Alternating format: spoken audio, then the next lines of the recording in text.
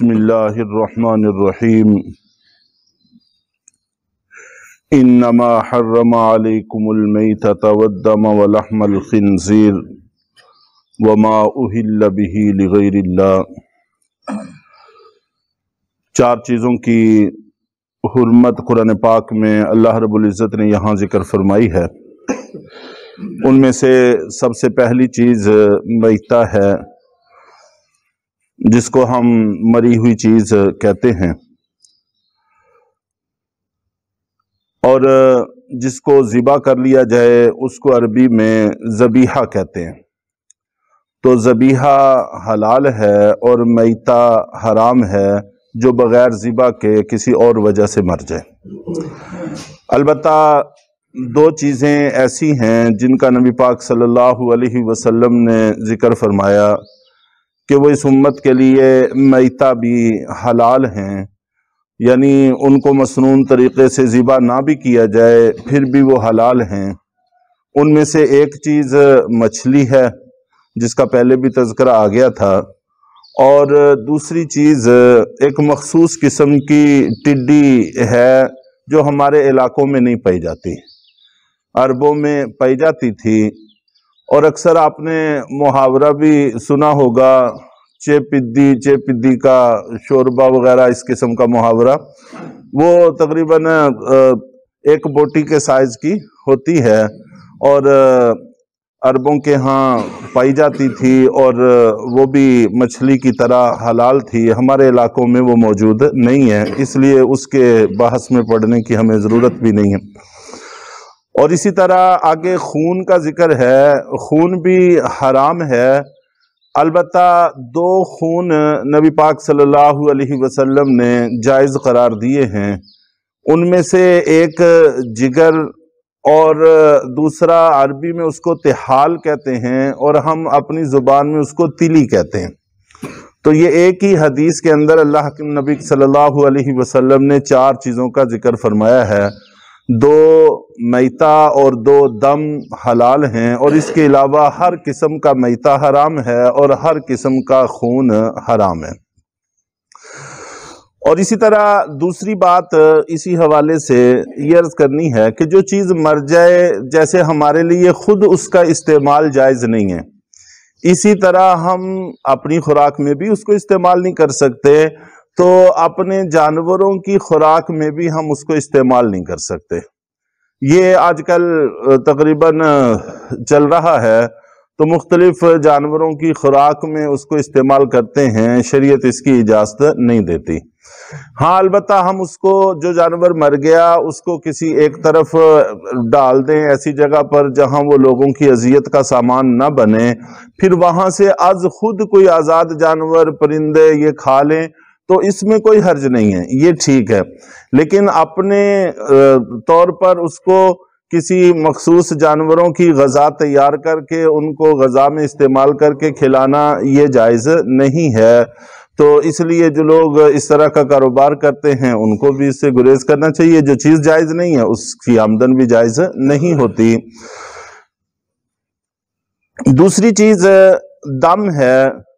دم، اور قرآن پاک میں دوسری جگہوں پر اس کے ساتھ ایک لفظ کا اضافہ ہے، دم مسفوح، بہنے والا خون، جو جاندار کے جسم میں رگوں میں گردش کرتا ہے، اس خون کو دم مسفوح کہتے ہیں۔ اور اس کے بعد پھر یہ خون جسم کا حصہ بننا شروع ہو جاتا ہے۔ شروع میں یہ جمع ہوا خون ہوتا ہے، پھر اس کے بعد یہ گوشت میں تبدیل ہو جاتا ہے، پھر چربی میں تبدیل ہوتا ہے، پھر وہ ہڈیوں میں استعمال ہوتا ہے۔ تو وہ بعد کے مراحل ہیں، ان کی بات نہیں۔ جب تک وہ خون جسم میں گردش کرتا ہے، بہتا ہے، تو یہ کسی بھی جاندار کا جائز نہیں ہے، حرام ہے، ناپاک بھی ہے اور حرام بھی ہے۔ تو دم مسفوح، بہنے والا خون، جب ہم کسی بھی جانور کو مسنون طریقے سے ذبح کرتے ہیں تو اس کے جسم سے یہ بہنے والا خون نکل جاتا ہے۔ تو جب اس کے جسم سے یہ بہنے والا خون نکل گیا، بلکہ جانور کے صحیح ذبح ہونے کی علامت اور دلیل بھی یہی ہے۔ اگر ذبح کرتے وقت بسا اوقات کوئی جانور بیمار ہو جاتا ہے، مرغی بیمار ہو جاتی ہے، بھینس، گائے، بکری بیمار ہو جاتی ہے، اور ہم جلدی سے اس کو ذبح کرتے ہیں، تو اگر تو اس کے جسم سے خون نکلا ہے، ذبح کے وقت خون نکلا ہے، چاہے وہ تھوڑا ہی نکلا ہو، تو اس کا مطلب یہ ہے کہ ہم نے مرنے سے پہلے اس کو ذبح کر لیا ہے، اب وہ میتہ نہیں رہے گا بلکہ ذبیحہ بن جائے گا، وہ جائز ہے۔ لیکن اگر اس کو ذبح کرنے کے وقت خون نہیں نکلا، اس کا مطلب یہ ہے کہ ہمارے چھری چلنے سے پہلے اس کی جان نکل گئی ہے، اور جیسے ہی جانور مرتا ہے تو یہ دم مصفوح جسم میں جذب ہو جاتا ہے، گوشت میں، اس کی کھال میں خون جذب ہو جاتا ہے، پھر یہ نکلتا نہیں ہے۔ تو جانور کے گلے پر جب ہم چھری چلاتے ہیں، اگر چھری چلاتے وقت خون نکلا ہے، چاہے تھوڑا نکلے چاہے زیادہ نکلے، تو وہ ذبیحہ ہے۔ اگر خون نہیں نکلتا تو پھر وہ ذبیحہ نہیں رہتا، پھر وہ میتہ بن جاتا ہے۔ تو جب ہم ذبح کرتے ہیں تو اس کا بہنے والا خون نکل جاتا ہے، اس لیے پھر اس کا گوشت، اس کی کھال، یہ سب کچھ پاک ہے۔ جب بعد میں ہم اس کا گوشت بناتے ہیں یا اس کی کھال کو پکڑتے ہیں تو اس کے اندر ایک نمی ہوتی ہے سرخ رنگ کی، تو وہ ناپاک نہیں ہے، وہ دم مصفوح نہیں ہے، بہنے والا خون نہیں ہے۔ اس لیے وہ اگر کپڑوں کو لگ جائے، جسم کو لگ جائے، اس سے کپڑا اور جسم ناپاک نہیں ہوتا۔ دم مصفوح صرف وہ ہے جب ہم نے اس کو ذبح کیا اور اس کے گلے سے وہ خون نکل گیا، اگر اتنی حصے کو اچھی طرح سے دھو لیا جائے، جو خون نکلا ہے وہ دھل جائے، تو باقی سارا جسم اس کا پاک ہے، گوشت بھی اور ہڈیاں بھی، بال بھی اور اس کی کھال بھی، سب کچھ پاک ہے۔ اگر اس میں سے کچھ جسم پہ لگ جاتا ہے تو اس سے جسم یا کپڑا ناپاک نہیں ہوتا، تو دم یہ بھی حرام ہے۔ اور پھر چاہے جانور حلال ہو چاہے حرام ہو، جو حلال جانور ہیں قرآن پاک نے ان کی بھی وضاحت کر دی ہے، اور جو جانور حرام ہیں قرآن پاک نے اس کی بھی وضاحت کر دی ہے۔ تو حلال اور حرام ہونا یہ اور چیز ہے، پاک اور ناپاک ہونا اور چیز ہے۔ دم مصفوح یہ ناپاک بھی ہے اور حرام بھی ہے، دونوں چیزیں اس کے اندر۔ اس کا کھانا بھی جائز نہیں ہے۔ اگر کپڑے جسم پر لگ جاتا ہے تو کپڑا جسم ناپاک بھی ہو جاتا ہے، یہ نجس بھی ہے اور حرام بھی ہے۔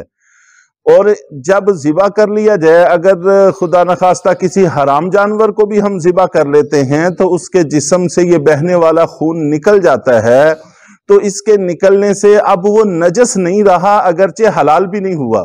حلال تو صرف وہی ہے جس کو اللہ نے حلال قرار دیا ہے۔ بہت ساری چیزیں ایسی ہیں جو پاک ہیں لیکن اس کے باوجود ہم اس کو کھا نہیں سکتے، ان کا کھانا ہم پر حرام ہے۔ جیسے مثال کے طور پر مٹی لگا لیں کہ مٹی پاک ہے اور اس حد تک پاک ہے کہ اس سے طہارت حاصل کرنا بھی جائز ہے، تیمم کرنا بھی جائز ہے۔ نہ صرف یہ کہ یہ پاک ہے بلکہ دوسرے کو پاک کرنے کی صلاحیت بھی رکھتی ہے، لیکن اس کے باوجود مٹی کھانا حرام ہے۔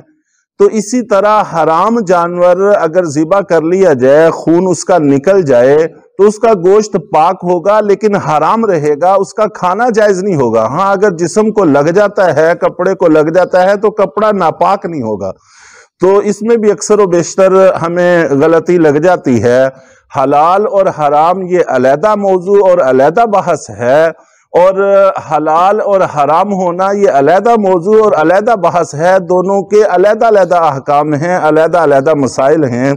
تو بہرحال یہ جو جسم میں گردش کرنے والا خون ہے، چاہے حلال ہو چاہے حرام ہو، سب کا ہی ناپاک بھی ہے، حرام بھی ہے۔ تو یہ اگر جسم کو لگ جائے، کپڑے کو لگ جائے، وہ بھی ناپاک ہو جاتا ہے۔ تو یہ مشرکین مکہ اس کو بھی استعمال میں لے آتے تھے، جو کسی طور پر بھی جائز نہیں ہے۔ اور ہمارے ہاں اب یہ خون بھی غذاؤں کا حصہ، جانوروں وغیرہ کی غذاؤں کا حصہ بننے لگ گیا ہے۔ تو جیسے مردار خود استعمال کرنا جائز نہیں، تو اپنے جانوروں کے خوراک کا حصہ بنانا بھی جائز نہیں، اسی طرح یہ بھی ہے۔ ہاں خون باہر گر گیا اور وہاں سے کوئی از خود پرندے جانور کھا لیں اس کو، تو یہ کوئی گناہ کی بات نہیں ہے ہمارے لیے، لیکن از خود اس کو کسی جانور کی خوراک کا حصہ بنانا یہ ٹھیک نہیں ہے۔ اور اگر اس کی کمائی کا ذریعہ بھی بنا لیا جائے تو پھر ظاہر ہے کمائی بھی اس سے متاثر ہوگی۔ تو اللہ تعالی ہم سب کو حلال اور حرام سمجھنے کی توفیق عطا فرمائے۔